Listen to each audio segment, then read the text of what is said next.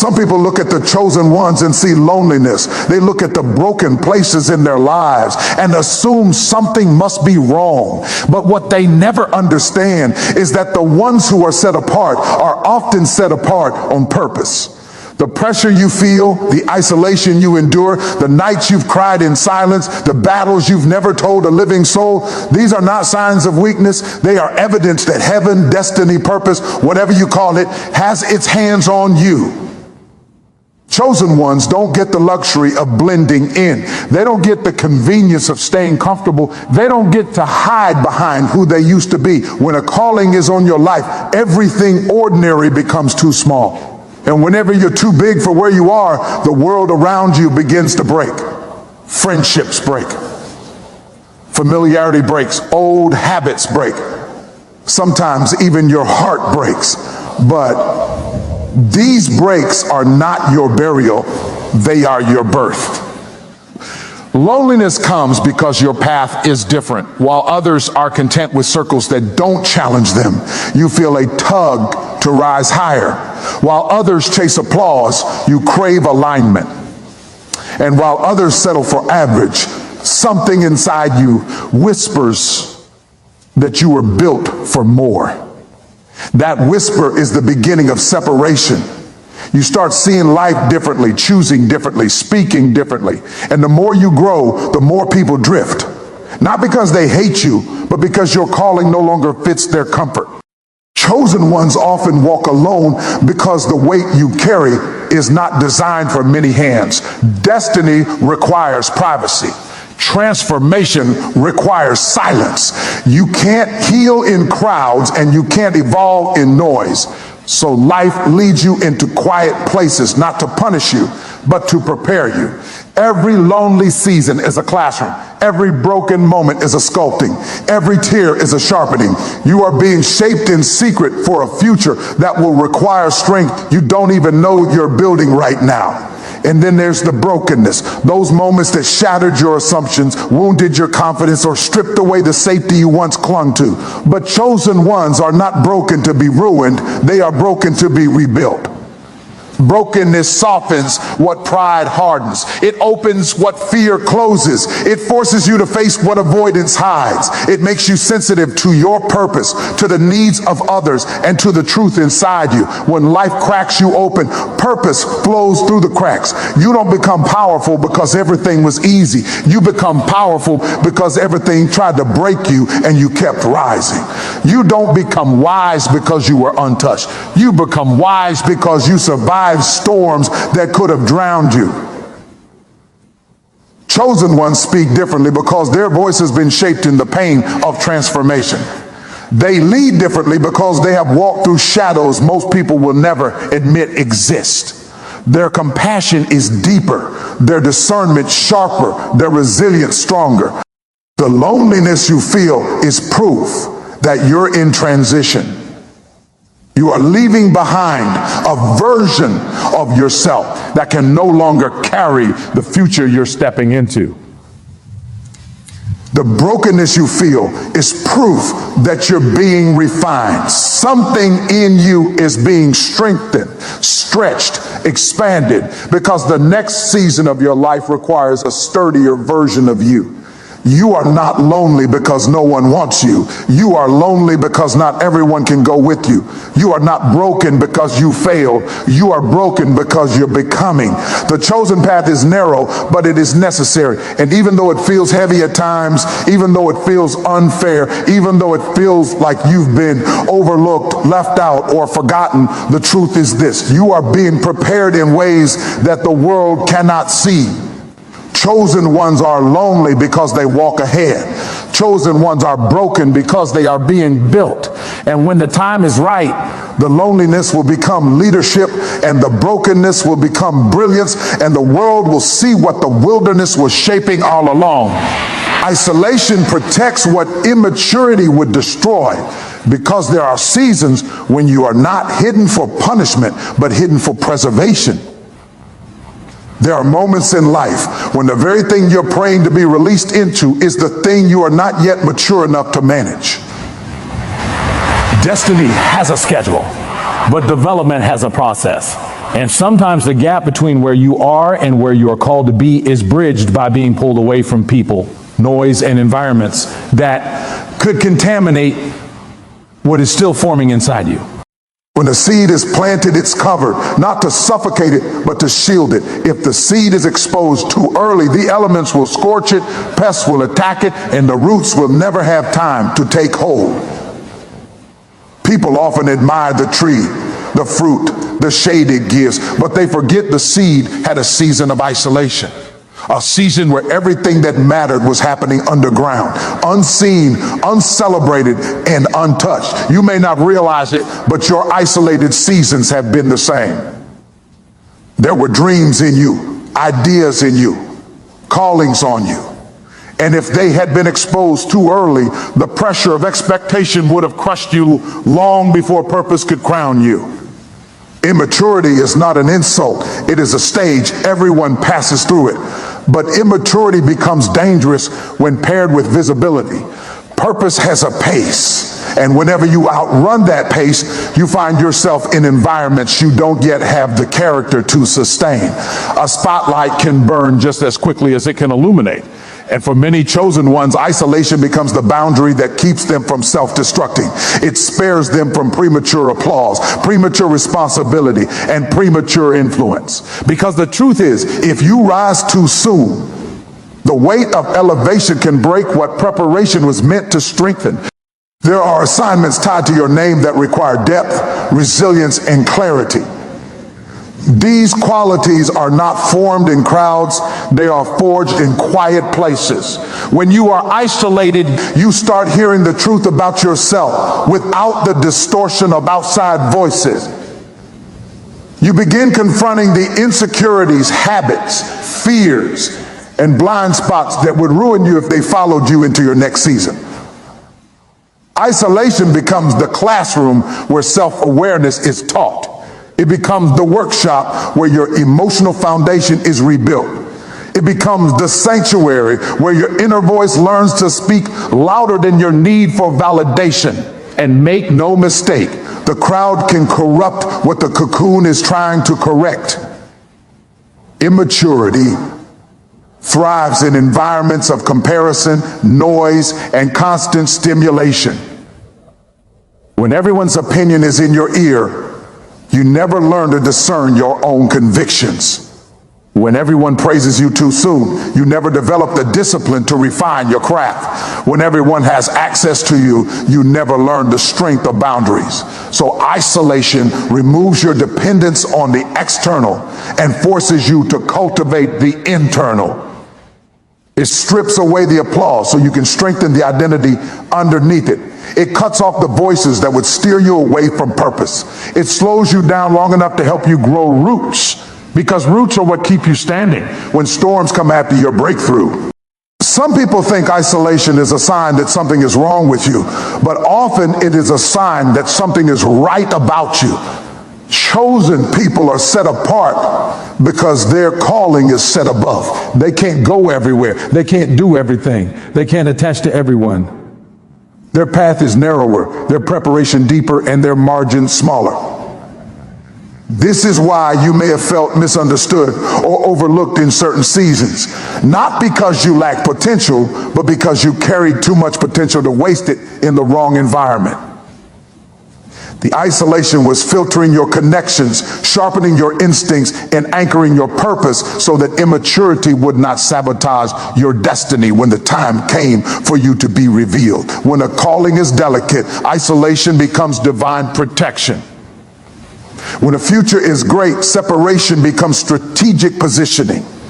When a person is chosen, hiddenness becomes the womb where identity strengthens, where wisdom grows, and where immaturity is transformed into readiness.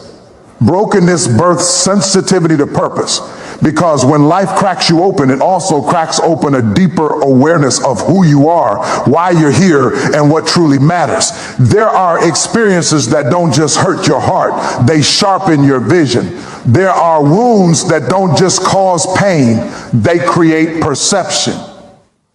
Brokenness has a way of stripping away the illusions, the ego, the distractions, and the false identities we cling to until all that remains is the raw material of destiny. You start seeing life differently, hearing differently, choosing differently. What once seemed urgent loses its pull, and what once seemed small becomes sacred. Brokenness rearranges your priorities, and in that rearranging, you begin to recognize the outline of your purpose. Most people try to avoid brokenness because it feels like the end of strength. But for the chosen, brokenness becomes the beginning of clarity. When something in you breaks, the sound it makes echoes through every part of your being. Suddenly you become aware of things you ignored when life was loud and comfortable. You become aware of the emptiness in places you used to call fulfillment. You become aware of the fragility of things you once depended on. This awareness is uncomfortable, but it is also holy because it ushers you into a sensitivity that noise never could. You begin to discern the difference between what nurtures your soul and what drains it, what aligns with your calling and what distracts from it. Brokenness is often the moment you stop living by default and start living by design. There's a type of understanding that only comes from being shattered. You can read about compassion, but you don't truly understand it until you've cried over something you couldn't fix. You can talk about resilience, but you don't embody until you've had to stand up with trembling legs and keep moving when everything in you said stop. You can preach purpose, but you don't truly walk in it until life confronts you so deeply that you can no longer afford to be who you were. Brokenness births a sacred awareness because it awakens your soul to the realities that comfort keeps hidden. It makes you sensitive to the suffering of others, but it also makes you sensitive to the whispers of your own calling. People who have been broken see the world differently. They love deeper because they know what it's like to feel empty. They give more freely because they know what it's like to go without. They forgive because holding on to bitterness feels too heavy for a soul already carrying its own fragments. Brokenness reshapes your character, not by making you weaker, but by making you more aware of your impact, your influence, and your responsibility. When everything familiar falls apart, what rises in the rubble is a version of you that understands the assignment of your life with a sensitivity no classroom could teach. Brokenness is also where purpose becomes personal. As long as life is smooth, purpose feels optional. But when you've been wounded, when you've been disappointed, when you've been betrayed, when you've had to rebuild yourself from pieces, purpose becomes survival. You stop chasing temporary validations because you learn how quickly they disappear when trouble arrives. You start searching for meaning that cannot be stolen, shaken, or silenced. Brokenness forces you into the deepest questions. Who am I? Why am I here? What am I carrying? And in answering them, you uncover the blueprint of your destiny. Some of the greatest awakenings are born from the hardest seasons. Pain heightens your spiritual senses. It forces you to listen inwardly because the outward world no longer satisfies. It pushes you to seek direction, not from applause or acceptance, but from the quiet places inside you where truth lives. Brokenness humbles you enough to receive guidance you once ignored. It softens the walls around your heart so that purpose can finally move through you without resistance. When you've been broken, you're no longer numb to the signals of destiny. You become attentive, discerning, and deeply aware. And though brokenness doesn't feel like a gift, it becomes the birthplace of the very qualities purpose requires: humility, empathy, resilience, insight, surrender, and courage. It strips away the superficial layers until you can finally feel where your spirit is leading you. It makes you sensitive enough to recognize opportunities that match your calling and strong enough to walk away from distractions dressed as blessings. Brokenness doesn't just change your life. It recalibrates your soul toward a direction it should have always been facing. Inner dialogue shapes outer destiny because the voice you listen to most consistently becomes the voice that directs your decisions, your discipline, and ultimately your direction. Every action you take begins as a conversation within yourself. Every breakthrough, every setback, every moment of courage, every moment of hesitation, all of it is influenced by the tone, the truth, or the torment of your inner dialogue. People often look for external change without realizing the engine of their life is internal. What you tell yourself in private becomes the architecture of the life you build in public. If the inner voice is distorted, the outer life becomes disorganized. If the inner dialogue is empowered, the outer destiny becomes unstoppable. Most people underestimate the power of thoughts because they're silent. But silence is often the most influential force. Thoughts don't need volume to shape reality. They just need repetition. And the words you repeat to yourself carve neural pathways that determine whether you walk confidently toward your calling or shrink back into the shadows of fear. That internal narrative can either be a coach that pushes you, a counselor that guides you, or a critic that condemns you. The tragedy is not that people fail. It's that many fail before they even begin because their inner dialogue convinced them that their future was smaller than their potential. Inner dialogue is where identity is chosen or rejected before anyone else defines you. You define yourself through the story you tell your own mind. You decide whether you consider yourself worthy or unworthy, capable or incapable, resilient or fragile. And once that belief settles inside, your behavior aligns with it. If you believe you are unworthy, you settle for environments that match that belief. If you believe you are powerful, you step into rooms that once intimidated you. The inner voice becomes the thermostat controlling the temperature of your courage, confidence, and consistency. There are people carrying greatness who have never unleashed it because their inner dialogue keeps reminding them of every failure, flaw, and fear they've ever experienced. The internal replay of past mistakes becomes louder than the possibility of future success. But there are also people who rise from impossible circumstances because they learned how to speak strength to themselves when no one else could. They built an inner dialogue that encouraged endurance in the dark until destiny manifested in the light. The difference between these two kinds of people is not intelligence, opportunity, or resources. It is the leadership of their inner voice. Your inner dialogue is the storyteller of your life. If the story is filled with defeat, you will move like someone expecting to lose. If the story is filled with purpose, you will move like someone destined to win. You can't walk into a powerful future with a powerless narrative. You can't produce extraordinary outcomes with a mind rehearsing ordinary limitations. The conversation within you must match the calling upon you. If not, you end up living beneath your potential because your thoughts drag you down even as your spirit tries to rise. Inner dialogue also shapes how you interpret challenges. Two people can face the same obstacle, yet one sees a barrier and the other sees a buildup. The one whose inner dialogue says this is too much for me becomes defeated before action begins. The one whose inner dialogue says this is preparing me for where I'm going grows stronger with every resistance. Circumstances do not determine destiny, interpretation does. And interpretation is formed by the dialogue happening silently within your mind every day. What you tell yourself in moments of pressure matters even more. When you feel overwhelmed, the inner voice can either magnify your fear or anchor your faith. When you feel unnoticed, it can either whisper insecurity or remind you that hidden seasons are part of greatness. When you feel unprepared, it can either convince you to quit or encourage you to take one more step.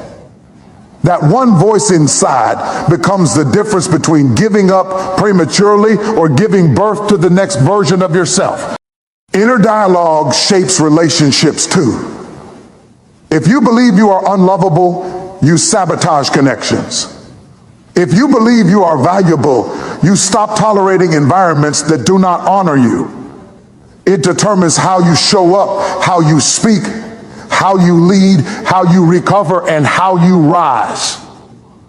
Your outer life is simply the echo of your inner conversation. The destiny you desire cannot override the dialogue you allow. If the conversation within you is aligned with purpose, your choices, habits, and mindset begin to move in rhythm with that purpose. If the conversation is filled with doubt, your destiny becomes delayed because your decisions shrink to the size of your fears. Your life moves in the direction of the loudest voice within you. And that voice becomes the author of the future you will eventually live. Not everyone can accompany a chosen path because a path marked by purpose is always narrower than the road of the crowd. When you are selected for something significant, your journey demands a level of focus, discipline, and spiritual sensitivity that not everyone is willing to maintain. Some people are comfortable where they are, satisfied with what they know, and committed to who they used to be. But a chosen path calls you into unfamiliar terrain, and not everyone has the endurance, the faith, or the character to walk with you there. It isn't rejection, it's alignment. It isn't loss, it's refinement. Every step into destiny requires a shedding of relationships, environments, and expectations that cannot survive the altitude of your calling. There are people who are perfect for the chapter you were in, but incompatible with the chapter you're stepping into. Some relationships function well at a lower level of responsibility, accountability, and identity, but once you begin evolving, they start feeling heavy, draining, or distracting. It's not that they are bad, they are simply not built for where you're going. Elevation exposes incompatibility. When you rise, you discover who can breathe at higher altitudes and who gasps for air. Not everyone has the lungs for your level of destiny. Chosen paths are often misunderstood because they require decisions that don't make sense to the uncalled. You may feel compelled to walk away from opportunities others would chase, to separate from people others admire, or to pursue goals others consider too ambitious or unrealistic. And when people cannot understand your conviction, they often try to slow your pace to match their comfort. You must learn to release them without resentment. If you wait for everyone to approve your direction, you will remain stuck in places that were only meant to be temporary. Purpose has a way of revealing true intentions. Some people are drawn to your potential, not your process. They want the benefits of your glow, but not the cost of your growth. They want the blessings of your journey, but not the battles attached to it.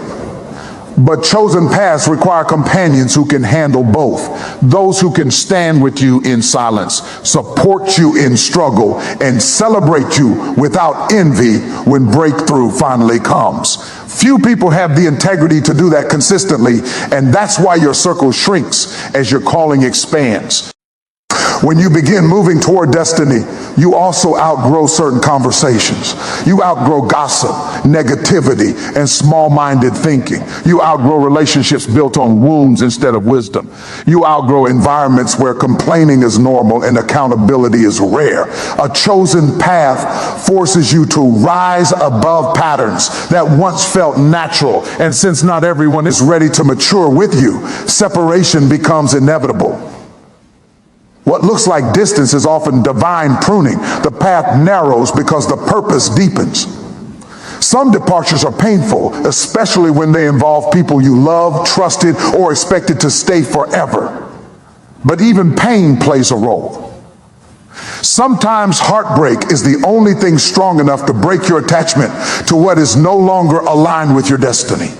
Sometimes disappointment is the only force that redirects your loyalty towards your future instead of your past. Losing people can create space for clarity, and clarity creates space for purpose. The solitude left behind isn't a punishment, it is preparation. The chosen path is also demanding. It requires discipline when others are relaxed, faith when others fear, and sacrifice when others settle. You cannot carry people who refuse to walk. You cannot force growth on those who prefer comfort. You cannot drag resistance into a future that requires surrender. So you learn to bless people as you release them, to appreciate the role they play, and to move forward without bitterness. Not everyone can accompany you, but everyone contributed something, either to your development or your discernment. And then there are those rare individuals who can walk with you, not because they need anything from you, but because their spirit recognizes your direction. They may be few, but they are priceless. They don't compete with you, they complement you. They don't drain you, they strengthen you. They don't cling to who you were, they honor who you're becoming. The chosen path filters out the many so it can reveal the few. A chosen path is lonely, but it's not empty. It is selective, intentional, and purposeful. It attracts those who have the courage to grow, the integrity to stay, and the strength to walk beside a destiny that demands everything. Pain creates the language of power because suffering has a way of teaching lessons that comfort never could. When life wounds you deeply, you begin to speak from a place of truth, not theory. You develop a vocabulary shaped by survival, resilience, and revelation.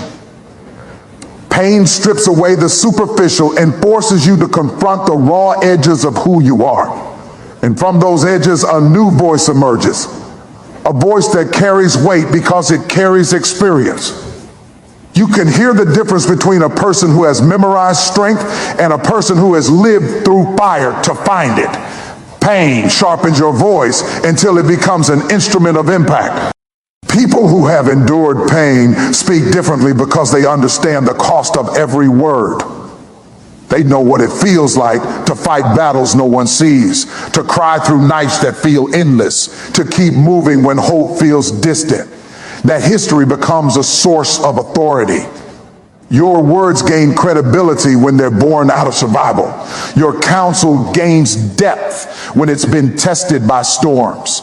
Your compassion gains power when you've walked through valleys and come out stronger. Pain doesn't just make you wise, it makes you trustworthy because you no longer speak from speculation. You speak from scars. Scars are the dictionary of power. They remind you of what you've defeated. They remind you of what tried to destroy you but failed. They remind you that you can endure, adapt, and rise. And when you speak from your scars, you carry a confidence that fear cannot undermine. Pain teaches you your own strength by forcing you to meet it. You learn that you can bend without breaking, bleed without dying, and lose without quitting. Every hardship becomes a phrase. Every recovery becomes a sentence. Every triumph becomes a paragraph in the language of power you are learning to speak. Pain also purifies your motives. When life hits hard, you stop chasing validation. You stop trying to impress people who don't matter. You stop wasting time on things that don't align with your calling. Pain clarifies purpose by clearing away distractions. It reorganizes your priorities and strengthens your resolve. You start speaking from a place of authenticity because pretense feels pointless to someone who has survived reality. You stop caring about opinions that once controlled you because endurance has taught you the value of inner stability over outer approval. That freedom becomes another dialect of power. The language of power is also shaped by empathy. Pain gives you the ability to understand suffering in others without dismissing it or diminishing it.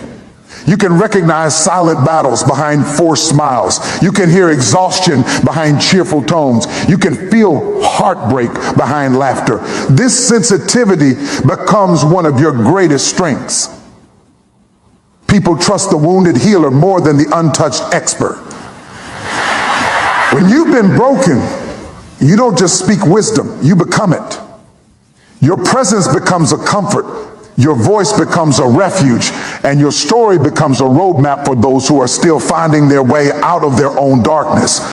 Pain teaches you to speak with authority over your life. When you've navigated loss, heartbreak, failure, or betrayal, you learn how to command your spirit in ways you never did before. You learn how to speak peace to your anxiety, courage to your fear, and hope to your despair. You learn how to talk yourself through moments when no one else is available to encourage you. The language of power begins as whispers in dark places. Whispers like, get up, keep going, this won't break me, or there's more for me than this. Those whispers eventually turn into declarations, and those declarations turn into transformation. Pain also teaches discipline. When you've had to rebuild your life from pieces, you approach growth differently. You become intentional, focused, and committed. You stop procrastinating because you know what is at stake.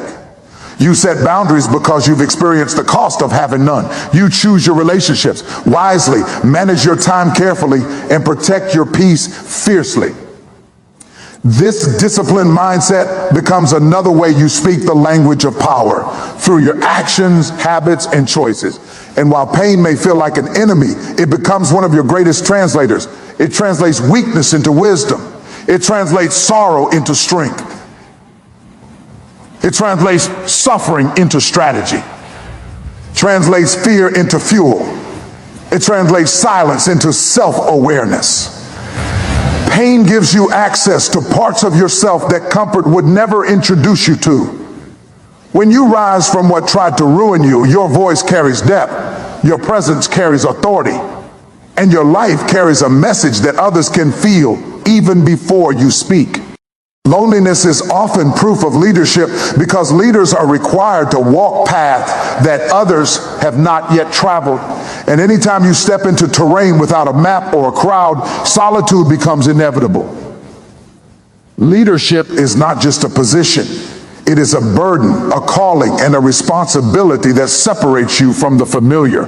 The moment you begin to rise, the moment you begin to see differently, the moment you begin to outgrow environments that once felt comfortable, you also begin to feel the sting of distance. It is not that people leave you because they dislike you. It is that purpose lifts you to a perspective others are not ready to climb toward.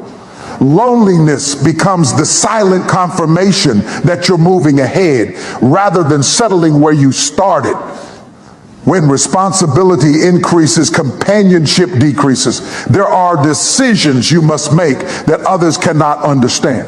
Pressures you must carry that others cannot feel. And visions you must protect that others cannot see. Leadership forces you to hold conversations with yourself that most people never have to confront. It requires you to stay committed when others walk away, to stay consistent when others lose focus, and to stay disciplined when others get comfortable. That separation feels lonely, but it is shaping in you the strength, clarity, and resilience required to lead well. Leaders often walk alone because they are called to stand where others only follow. If you spend your life needing company, you will never develop the courage to step into the unknown. Leadership asks you to become comfortable with being misunderstood. It asks you to accept that some people will question your decisions, criticize your direction, or misinterpret your intentions simply because they cannot see what you see. Vision isolates because vision elevates. When your insight reaches further than your environment, you naturally drift away from those content with staying still. Loneliness becomes the shadow cast by your progress. There is also a sacred kind of loneliness that emerges when you begin to change. Growth separates you from old habits, old mindsets, old relationships, and old versions of yourself. You start feeling disconnected not because something is wrong, but because something new is being born within you. You recognize that the conversations you once enjoyed no longer stimulate you. The environments you once tolerated no longer fulfill you. And the validation you once craved no longer holds the same value. This inner shift creates an outer distance. And while it feels lonely, it is actually refinement. Leadership requires this shedding. You cannot step into a new level carrying old weight. Leaders must often lead before they are celebrated. You may be guiding a direction no one appreciates yet. You may be making sacrifices no one claps for. You may be fighting battles no one knows you're fighting, just to provide stability for others. There are seasons where the leader's pain is private, but their duty is public. And that gap between what you carry and what others see creates a loneliness that becomes proof of your capacity. It shows that you are holding things not everyone could handle. Loneliness in leadership is not emptiness, it is elevation. The higher you climb, the fewer people you find on the same level. This is not elitism, it is reality. Not everyone is willing to endure the discipline, sacrifice, and responsibility required to rise. Not everyone wants the weight of influence or the pressure of impact. Some prefer comfort over calling, applause over accountability, and familiarity over growth. But leaders are pulled in a different direction. They are drawn upward even when the climb exhausts them, even when the view is unfamiliar, even when the silence feels deafening. That upward pull creates distance. And that distance is the evidence that you are no longer standing where you once stood. Another reason loneliness proves leadership is that leaders must often make decisions that isolate them from popularity. True leadership is not about being liked, it is about being responsible. Sometimes you must say no when others say yes. Sometimes you must hold a boundary others want you to break. Sometimes you must walk away from situations others expect you to stay in. Sometimes you must disappoint people in order to stay aligned with your purpose. Those choices separate you. They also strengthen you. They build character, not consensus. Leadership requires the maturity to stand alone if standing alone means standing for what is right. Loneliness also teaches leaders to hear their inner voice without relying on external noise. It builds self-trust, sharpens intuition, and deepens conviction. When the crowd is gone, you learn how to lead yourself. You learn to rely less on affirmation and more on alignment. You learn to draw strength from solitude instead of fearing it. And once you can lead yourself well, you can lead others with wisdom instead of insecurity. Loneliness is not the absence of people. It is the presence of responsibility, growth, and vision that sets you apart. It is proof that you are becoming someone capable of carrying what others cannot.